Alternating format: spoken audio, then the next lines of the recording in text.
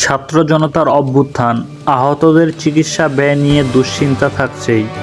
কোটা সংস্কারের দাবিতে বিক্ষোভ ও পরবর্তীকালে সরকার পতনের আন্দোলনকে ঘিরে সংঘর্ষ, সহিংসতা, আহত ব্যক্তিদের বিনামূল্যে চিকিৎসা দেওয়ার সিদ্ধান্ত নিয়েছে অন্তর্বর্তীকালীন সরকার। এখনও যারা হাসপাতালে আছেন তাদের জন্য বিশেষ ইউনিট তৈরি করে সর্বোচ্চ সেবা নিশ্চিত করার সিদ্ধান্ত হয়েছে। গতকাল শনিবার ঢাকা মেডিকেল কলেজ হাসপাতালে একটি সভায় এই বিশেষ ইউনিট করার সিদ্ধান্ত হয়। যদিও আহত ব্যক্তিদের চিকিৎসার ব্যয় নিয়ে দুশ্চিন্তা রয়েছে অনেকেরই। তাদের পরিবারগুলো বলছে অনেক ক্ষেত্রে বিনামূল্যে ওষুধের বন্দোবস্ত হচ্ছে না, বাইরে থেকে ওষুধ কিনতে হচ্ছে, পরীক্ষা নিরীক্ষার জন্য ব্যয় হচ্ছে।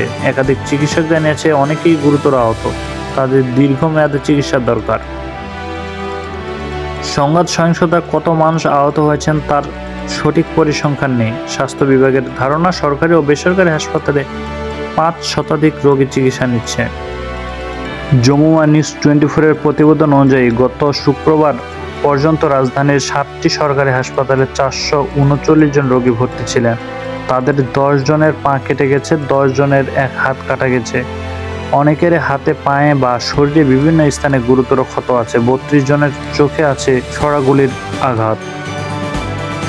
গত ১৮ জুলাই রাত ৯টার দিকে মেরুলবাড্ডা এলাকায় ব্র্যাক বিশ্ববিদ্যালয়ের সামনে রাস্তায় গুলিবিদ্ধ হন জাকির শিকদার।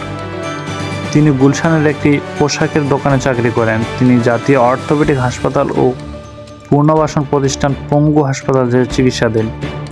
গত বৃহস্পতিবার সকালে পঙ্গু হাসপাতালে কথা হয় জাকির শিকদারের মা ও তার ছোট ভাইয়ের সঙ্গে।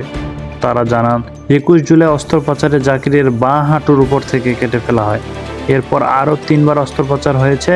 তারা ঠিক জানেন না কবে হাসপাতাল থেকে জাকিরকে ছাড়া হবে। বৈষম্য বিরোধী ছাত্র আন্দোলনকে ঘিরে সংঘর্ষ, সহিংসতায় আহত ১৪৪ জন বৃহস্পতিবার পর্যন্ত এই হাসপাতালে চিকিৎসাধীন ছিলেন।